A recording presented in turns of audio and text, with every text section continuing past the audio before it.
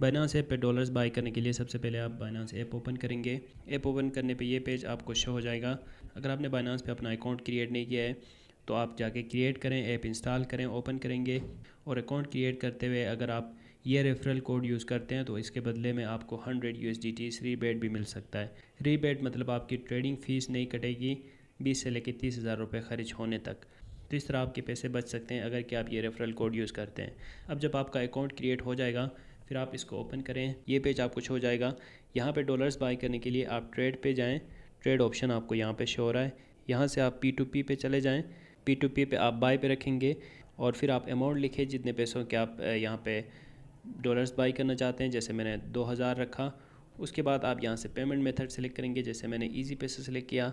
अब जितने भी ट्रेडर्स आ गए हैं उनमें से कोशिश करें वेरीफाइड ट्रेडर से ख़रीदें और ऐसे ट्रेडर से ख़रीदें जिनके 99% से अबव कंप्लीट हों, ट्रेड्स कंप्लीट हो और उनके 3 से 4 हज़ार से ज़्यादा ट्रेड्स हों।